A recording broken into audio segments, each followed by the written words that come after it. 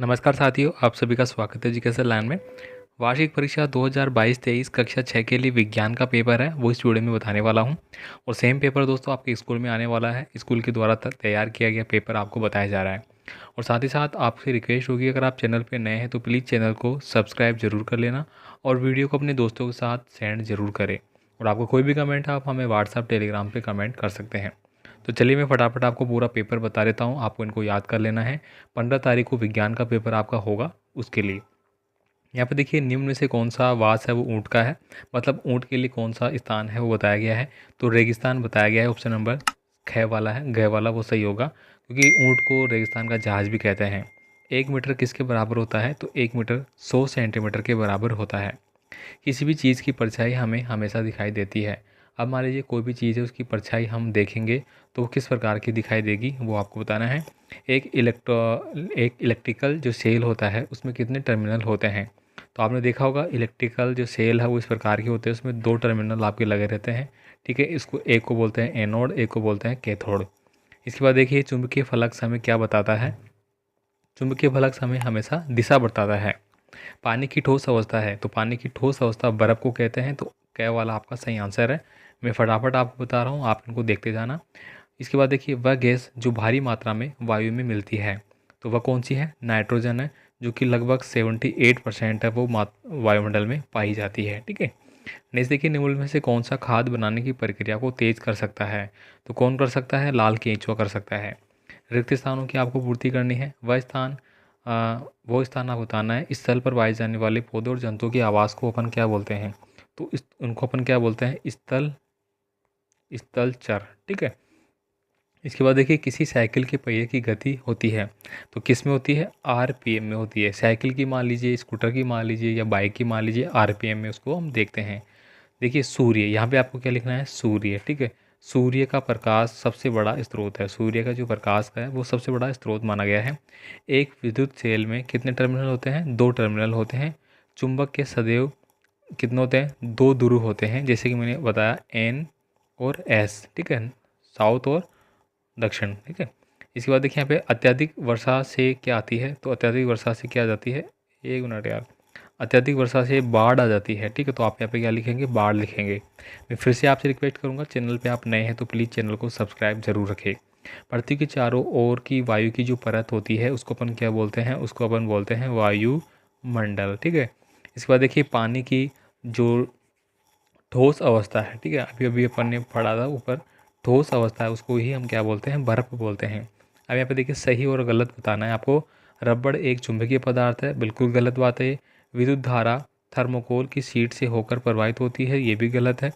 वायु में जल वाष्प केवल मानसून के समय में उपस्थित होती है।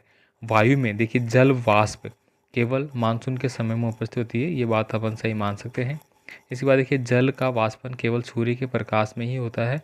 ठीक है, तो जल का वाष्पन सूर्य के प्रकाश में होता है, ये बात बिल्कुल सही है। ठीक है, लेकिन यहाँ पे बोला गया है केवल, तो दोस्तों हम केवल ये नहीं कह सकते। ठीक है, क्योंकि आप पानी गर्म करते हैं तो भी वो वाष्प के रूप में ऊपर वो निकल जाता है। ठीक है, तो ये थोड़ा थोड़ा सही है। चुंबक के समान ध्रुव एक दूसरे को प्रतिशत करते हैं, तो ये बात बिल्कुल सही है। विद्युत परिपथ बनाने के लिए धातु के तारों के स्थान पर जूट की डोरी प्रयुक्त की जा सकती है, तो ये बात बिल्कुल गलत है, नहीं की जा सकती। समय का ऐसा मात्रक सेकंड है, बिल्कुल सेकंड मीटर स्क्वायर हो जाएगा आपका। वह वस्तु है, ठीक है, वह वस्तु जो अपने से होकर प्रकाश को जाने देती है उसे पारदर्शी वस्तु कहते हैं। अब देखिए यहाँ पे आपको थोड़े 2 नंबर के क्वेश्चन मिल जाते हैं। क्षण चुंबक के ध्रुव कहाँ स्थित होते हैं? यहाँ पे देखिए अगला प्रश्न है 26 नंबर का।